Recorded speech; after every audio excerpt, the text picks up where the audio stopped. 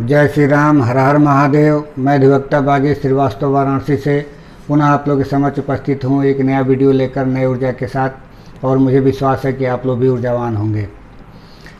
हम चर्चा कर रहे थे पिछले वीडियो में एविडेंस एक्ट का, और उसी के गतांग से आगे का एक और टॉपिक लेकर हम आज चर्चा करेंगे। आज का विषय होगा ओरल एविडेंस के बारे में और डॉक्यूमेंट्री एविडेंस के बारे में, जो अध्याय 4 और 5 में वर्णन किया गया है। इसका चर्चा करेंगे। विषय पर आने से पहले मेरा निवेदन है कि मेरे इस चैनल को जिन व्यक्तियों द्वारा सब्सक्राइब नहीं किया गया है, कृपया सब्सक्राइब जरूर कर लें। बेल आइकन पर क्लिक कर दें ताकि जब भी मैं कोई वीडियो अपलोड करूं तो इसकी सूचना आपको तुरंत मिल जाए। वीडियो पसंद आए तो लाइक ज़रूर करें, अन्य लोगों को भी शेयर करें।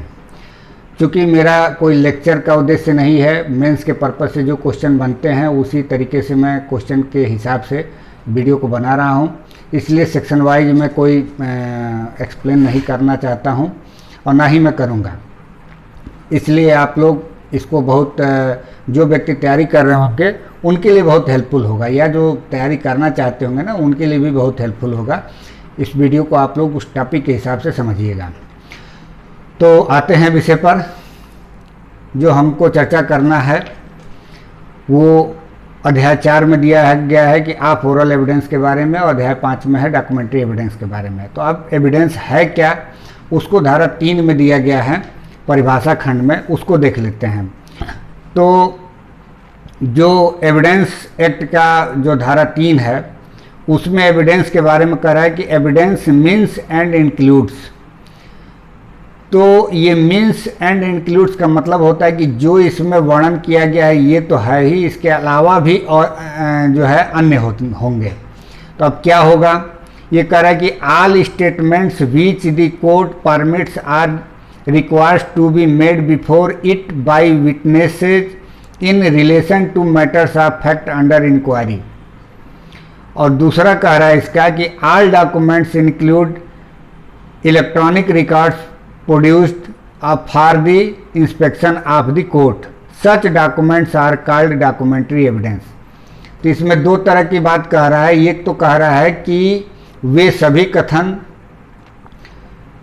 जो जांचाधीन तथ्यों के विषय में संबंध में है और न्यायालय अपने सामने साक्षियों के द्वारा किए जाने की अनुज्ञा देता है या अपेक्षा करता है, तो वो मौखिक साक्ष्य कहलाते हैं। मतलब जो ओरल एविडेंस होते हैं वो मौखिक साक्ष्य, उसके बारे में कह रहा है कि जो न्यायालय के समक्ष उपस्थित होकर के जिसको न्यायालय अनुमति देता है वो जो कुछ भी कथन करते हैं वो मौखिक साक्ष्य कहे जाते हैं। और दूसरा बात ये कह रहा है कि जो न्यायालय के निरीक्षण के लिए दिए जाते हैं डॉक्यूमेंट जो पेश किए जाते हैं उन सबको दस्तावेजी साक्ष्य कहा जाता है। तो ये तो दस्तावेजी साक्ष्य क्या है और मौखिक साक्ष्य क्या है, इसके बारे में बता देता है धारा 3। अब हम लोग आते हैं कि इसको साबित कैसे किया जाएगा। तो इसके बारे में अध्याय 4 बताता है ओरल एविडेंस के बारे में, और अध्याय 5 बताता है डॉक्यूमेंट्री एविडेंस के बारे में कि उसको साबित कैसे किया जाएगा। तो सबसे पहले हम लोग ओरल एविडेंस के बारे में देख लेते हैं। तो धारा 59 कह रहा है section 59, proof of fact bye oral evidence. All fact except the contents of documents or electronic records may be proved by oral evidence।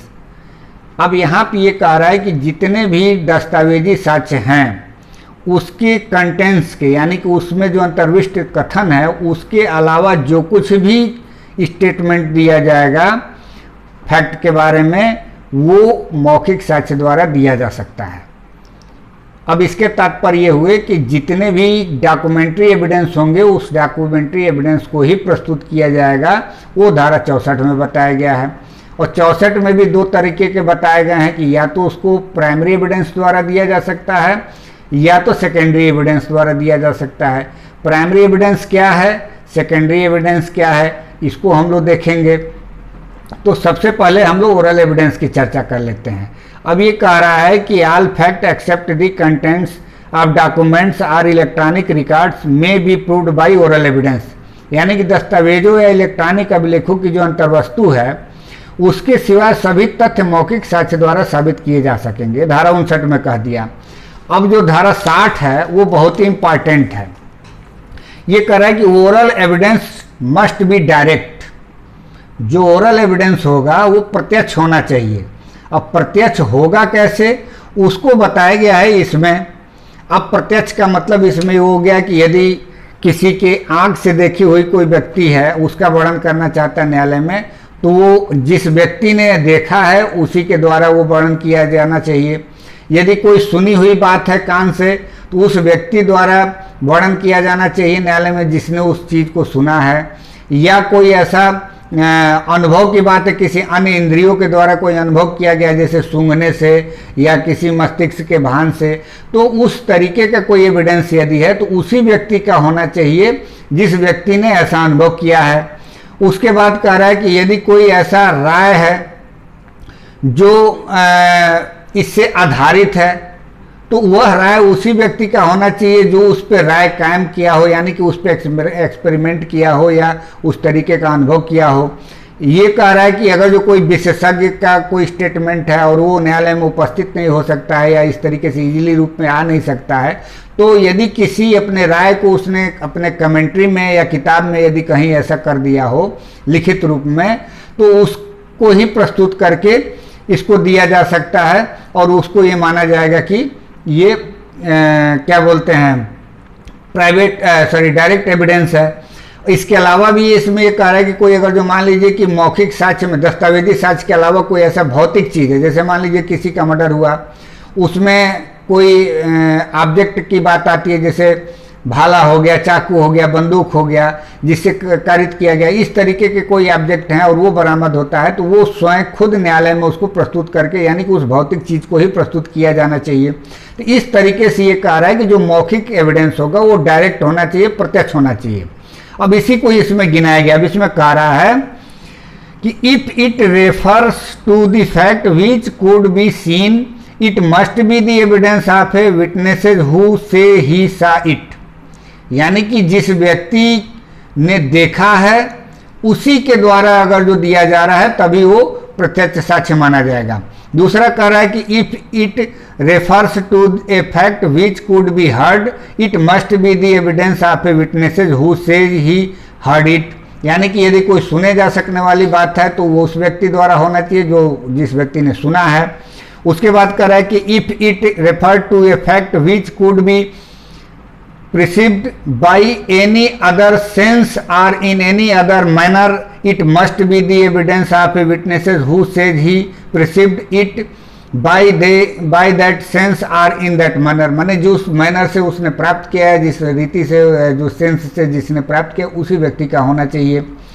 उसके बाद कह रहा है कि if it refers to an opinion or to the grounds on which that opinion is held it must be the evidence of the person who holds that opinion on those ground, यानी कोई यदि किसी बात का आधार जिसका अनुभव है तो उसी व्यक्ति का ओपिनियन होना चाहिए न्यायालय में आकर के जिसने उसको बनाया है। इसके बाद करें कि provided that the opinions of expert expressed in any treatise commonly offered for sale and the grounds on which such opinion are held may be proved by the productions of such treatise if the author is dead or cannot be found or has become incapable of giving evidence or cannot be called as a witnesses without an amount of delay or expensive which the court regards under unreasonable। जैसे जो धारा 32 में हम लोग देखते हैं ना कि उन व्यक्तियों को साक्ष्य में भी लाया जाता है, उन व्यक्तियों का स्टेटमेंट तीसरा व्यक्ति देता है, जो व्यक्ति मर गया है, मिल नहीं सकता है या इतने विलंब या व्यय के बिना उपाप्त नहीं किया जा सकता है।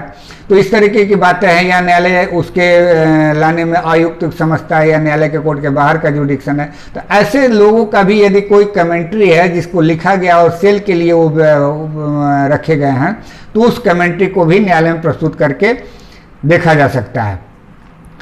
दूसरा इसका प्रोवाइडेड कर रहा है कि provided also that if oral evidence refers to the existence or conditions of any material things other than a document, the court may, if it thinks fit, require the production of such material things for its inspections।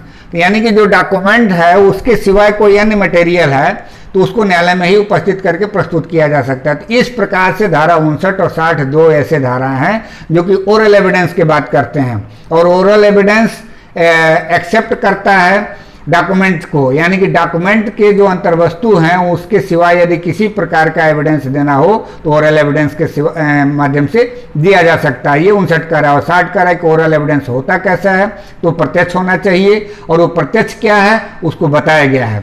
अब हम लोग आते हैं documentary evidence के बारे में। तो सबसे पहले हम लोग धारा 64 पढ़ लेते हैं। अब ये कह रहा है 61 और 64 को देखा जाए तो 61 ये कह रहा है कि proof of contents of document, the contents of documents may be proved either by primary और बाय सेकेंडरी एविडेंस। जो धारा 61 है ये सीधे कह रहा है कि या तो प्राइमरी एविडेंस द्वारा दिया जा सकता है या सेकेंडरी एविडेंस द्वारा दिया जा सकता है, जो डॉक्यूमेंट्री एविडेंस है। और धारा 64 ये कह रहा है कि documents must be proved by primary evidence except in the case herein after mentioned, यानी कि जो भी दस्तावेजी साक्ष्य होगा जो इसके आगे जो अपवाद दिए गए हैं, यानी कि जिसमें सेकेंडरी एविडेंस ग्राह्य बताए गए हैं, उसके अलावा मस्ट भी, यानी कि उसको प्राइमरी एविडेंस द्वारा ही साबित किया जाएगा। तो इसमें दो कंडीशन हुए। जो 61 कह रहा है कि या तो प्राइमरी एविडेंस द्वारा या तो सेकेंडरी एविडेंस द्वारा दिया जा सकता है, लेकिन जो 64 कह रहा है यदि प्राइमरी एविडेंस है तो प्राइमरी एविडेंस द्वारा ही दिया जाएगा जब तक कि वो सेकेंडरी एविडेंस के कंडीशन में नहीं आता है। अब सेकेंडरी एविडेंस दिया कैसे जाएगा, वो धारा 65 में दिया गया है। वो कंडीशन बताए गए हैं कि इन्हीं कंडीशनों में ही वो एडमिसेबल है, नहीं तो वो एडमिसेबल नहीं है सेकेंडरी एविडेंस। अब प्राइमरी एविडेंस क्या होता है, सेकेंडरी एविडेंस क्या होता है, इसको देख लेते हैं। तो प्राइमरी एविडेंस के बारे में धारा 62 दिया गया है और धारा 63 दिया गया है। सेकेंडरी एविडेंस होता क्या है, तो प्राइमरी एविडेंस पहले हम लोग देख लेते हैं। कह रहा है कि primary evidence means the documents itself produced for the inspection of the court. सीधी सीधी बात है कि प्राइमरी एविडेंस वह है जो स्वयं खुद डॉक्यूमेंट है और उसको प्रस्तुत किया जाता है न्यायालय में। अब एक्सप्लेनेशन इसमें दो दिए गए हैं और ये बहुत ही इंपॉर्टेंट है। अब एक्सप्लेनेशन कह रहा है कि where a documents is executed in several part, each part is primary evidence of the documents. मतलब यदि एक ही जहां कोई दस्तावेज कई मूल प्रति निष्पादित की गई है तो वहां हर एक मूल प्रति एक दूसरे का प्राथमिक साक्ष्य हो जाएगा। अब इसमें कह रहा है कि where a documents is executed in counterpart, each counterpart being executed by one or some of the parties only, each counterpart is primary evidence as against the parties executing it। अब इसके कहने का मतलब ये है कि जैसे मान लीजिए कि 2-3 व्यक्ति हैं और उसको काउंटर पार्ट में कोई निष्पादित किया जा रहा है कोई डॉक्यूमेंट। तो जैसे मान लीजिए मैंने कोई डॉक्यूमेंट, सेम चीज़ है, एक ही चीज़ को 3 पार्ट में लिखा गया है और हर एक व्यक्ति उस पर सिग्नेचर करता है। जैसे मैंने उस पर सिग्नेचर किया, फिर दूसरा जो कॉपी उस पर दूसरे वाले ने सिग्नेचर करके मुझे दे दिया, मैंने जो किया था उसको दे दिया। तो जो मैंने सिग्नेचर करके दिया है दूसरे को, वो मेरे विरुद्ध प्राइमरी एविडेंस हो जाएगा और उसका जो उसने करके सिग्नेचर मुझे दिया है उसके विरुद्ध जो है वो प्राइमरी एविडेंस हो जाएगा।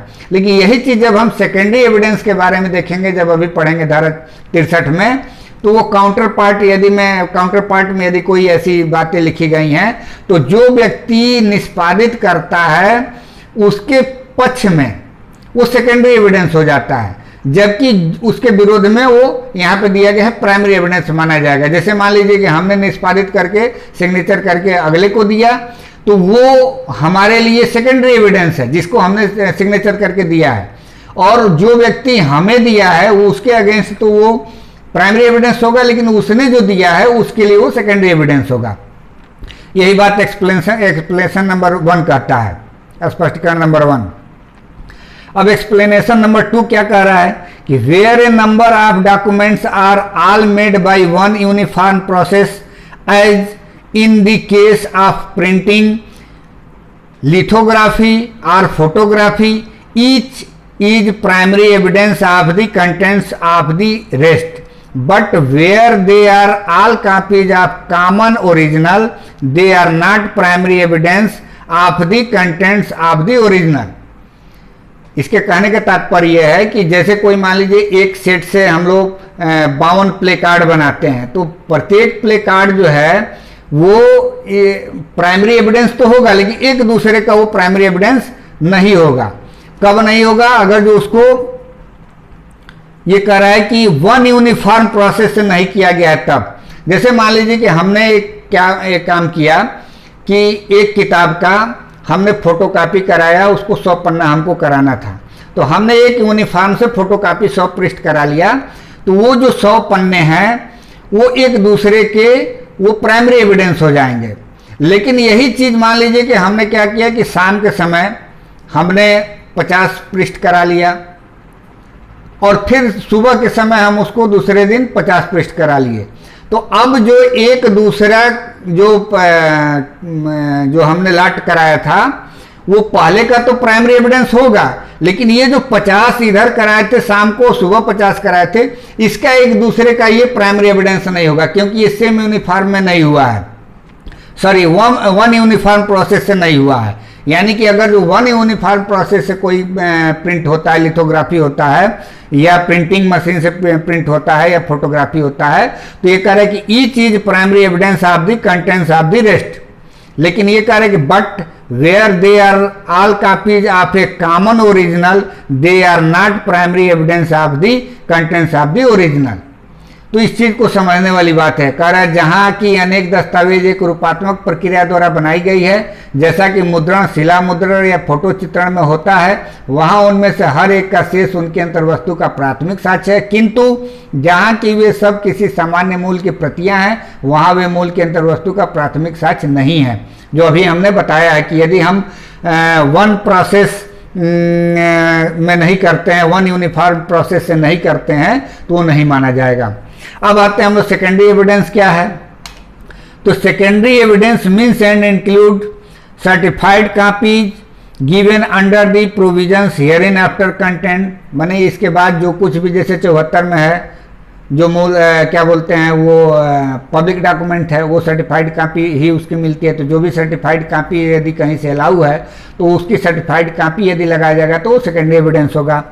दूसरा कह रहा है कि copies made from the original by mechanical process which in themselves ensure the accuracy of the copy and copies compared with such copies, यानी कि यदि कोई ऐसा कॉपी को बनाया जाता है और बना करके कंपेयर किया जाता है तो उस तरीके का भी एविडेंस सेकेंडरी एविडेंस होगा। तीसरा कह रहा है कि copies made from or compared with the original, यानी कि कोई कॉपी करके और ओरिजिनल से कंपेयर कर दिया गया है, तब वो जो है सेकेंडरी एविडेंस हो जाएगा। चौथा कह रहा है कि counter parts of documents as against the parties who did not execute them. अभी जो हमने प्राइमरी एविडेंस में चर्चा किया है कि जो व्यक्ति उसको जारी नहीं करता है, उन पक्षकारों के विरुद्ध जिन्होंने उसे निष्पादित नहीं किया, दस्तावेज के प्रतिलेख हैं, वो सेकेंडरी एविडेंस हो जाएंगे उसके लिए। अब ये कह रहा है कि oral evidence, oral accounts of the contents of a documents given by some person who has himself seen it, किसी दस्तावेज के अंतर्वस्तु का उस व्यक्ति द्वारा जिसने स्वयं उसे देखा है दिया हुआ कोई मौखिक वृत्तांत। यदि कोई ऐसा दस्तावेज है जिसको उसके सामने कोई व्यक्ति ने निष्पादित किया है और उसका वो मौखिक वृत्तांत आके देता है, तो भी ये सेकेंडरी एविडेंस ही माना जाएगा। तो इस तरीके से हम लोगों ने देखा कि प्राइमरी एविडेंस क्या है और सेकेंडरी एविडेंस क्या है। अब इसके बाद आता है धारा 65 की अब सेकेंडरी एविडेंस दिया कैसे जाएगा, क्योंकि 64 में तो सीधे सीधे कह रहा है कि documents must be proved by primary evidence accept in the case herein after mentioned, यानी कि जो आगे जो मेंशन है उसके अलावा जब भी दिया जाएगा तो प्राइमरी एविडेंस ही दिया जाएगा। अब सेकेंडरी एविडेंस धारा 65 में दिया गया है कि किन अवस्थाओं में दिया जाएगा।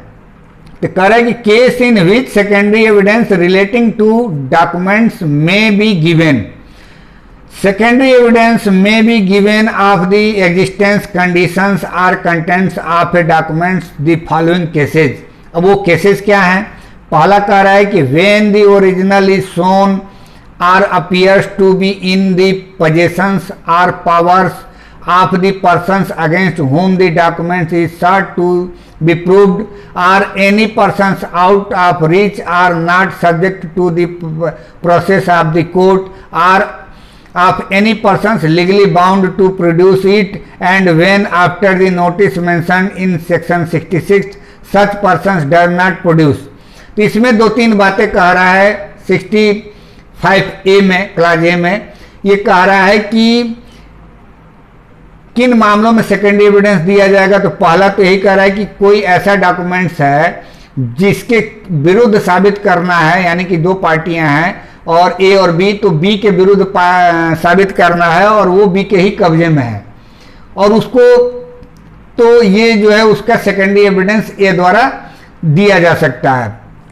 दूसरा कह रहा है कि ऐसा कोई आदेश का है न्यायालय के जो कि उसके पहुंच के बाहर है, या ऐसे आदेशिका के अधीन ही नहीं है, या जो उसे पेश करने के रूप से जो वैध है उसको नोटिस दिया गया है धारा 66 के अधीन और नोटिस के उपरांत भी उसने पेश नहीं किया है, तो इसकी सेकेंडरी एविडेंस दी जा सकती है।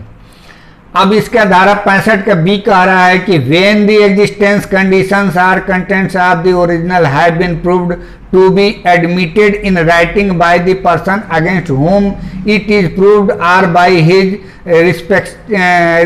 Representative in interested. इसके कहने का मतलब ये है कि जिस व्यक्ति के खिलाफ साबित करना है, यदि उसने ही इस बात को स्वीकार कर लिया है कि भाई ठीक है, या उसका रिप्रेजेंटेटिव है उसने ही स्वीकार कर लिया है कि ठीक है आप इसका सेकेंडरी एविडेंस दे दीजिए, हमें कोई दिक्कत नहीं है, तब उसको सेकेंडरी एविडेंस भी दिया जा सकता है।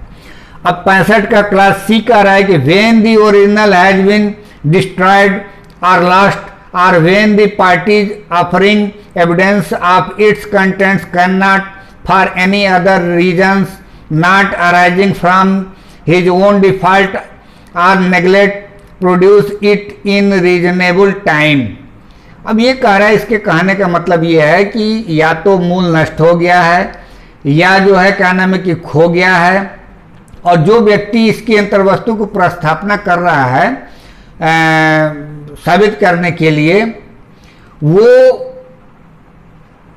बिना युक्त कारण के ऐसा है कि उसको पेश नहीं कर सकता है, मतलब उसमें ऐसा कोई रीजनेबल कारण है जिसके वजह से वो पेश नहीं कर सकता है, तो ऐसे कंडीशन में भी वो उसको सेकेंडरी एविडेंस दे सकता है। इसमें ये कह रहा है कि जबकि मूल नष्ट हो गया है या खो गया है, अथवा जबकि उसके अंतर्वस्तु का साक्ष्य देने वाले की प्रस्तावना करने वाला पक्षकार अपने स्वयं के व्यतिक्रम या उपेक्षा से अनुभूत का साक्ष्य देने की प्रस्तावना करने वाला पक्षकार अपने स्वयं के व्यतिक्रम से या अनुभूत किसी अन्य कारण से उपयुक्त समय पेश नहीं कर सकता।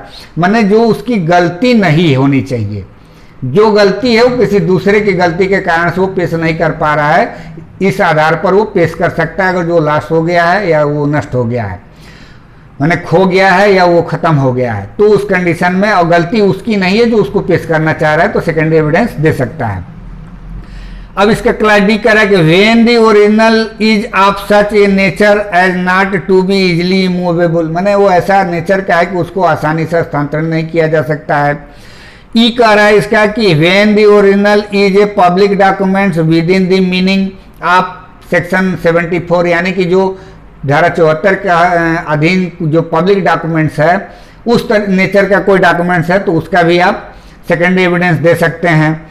इसके बाद कह रहा है एफ इसका कि when the original is a documents of which A certified copy is permitted by the act or by any other law in force in Indian to be given in evidence, मतलब इस अधिनियम के द्वारा या किसी अन्य अधिनियम के द्वारा कोई ऐसा डॉक्यूमेंट है जिसका सर्टिफाइड कॉपी ही अलाउ है लगाना, तो उसको भी आप सेकेंडरी एविडेंस के रूप में लगा सकते हैं। जैसे मान लीजिए खतौनी निकालना हो या कोई ऐसा रजिस्ट्री का पेपर है, तो भाई ओरिजिनल मिलेगा नहीं तो उसका क्या होगा, सर्टिफाइड कॉपी मिलेगा।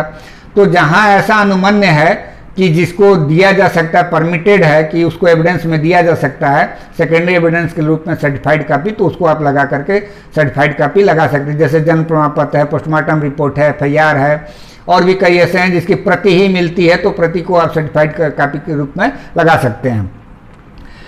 इसके बाद जी का क्लास इसका कि when the originals consist of numerous accounts or other documents which cannot conveniently be examined in court and the fact to be proved is the general result of the whole collection।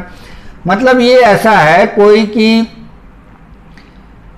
कई लेखाओं में है या बृहद लेखाओं में दस्तावेज में गठित किया गया है और पूरा न्यायालय के सामने उतना पूरा का पूरा कंटेंट्स जो है ला करके उसको साबित नहीं किया जा सकता है, तो उसका जो मेन रिलेवेंट है, जैसे आप धारा 39 में, इसी एविडेंस एक्ट के धारा 39 में आप पढ़ेंगे, उसमें बताया गया है कि कोई सार संग्रह है तो क्या पूरा का पूरा उसको लाना है? नहीं, उसके कुछ पार्ट ऐसे हैं जिसको आप ला करके न्यायालय में साबित कर सकते हैं सेकेंडरी एविडेंस के रूप में। तो यही बात करें, जैसे मान लीजिए सुप्रीम कोर्ट का डिसीजन है 1700 पन्ने का, 1800 पन्ने का, तो क्या 1700 पन्ने को आप ले करके यहाँ साबित करेंगे? नहीं, उसकी सर्टिफाइड कॉपी का वो पैरा जो आपके लिए रिलेवेंट है उसको आप प्रिंट आउट करके सेकेंडरी एविडेंस के रूप में आप लगा सकते हैं। तो ये बात कह रहा है। इसके बाद से इसमें ये बात कर रहा है कि बाकी के बारे में किस तरीके से लगाया जाएगा। तो करें in case A, C and D any secondary evidence of the contents of the documents is admissible. ये इसका सेकेंडरी एविडेंस जो है एडमिसेबल होगा जो A, C and D condition में है।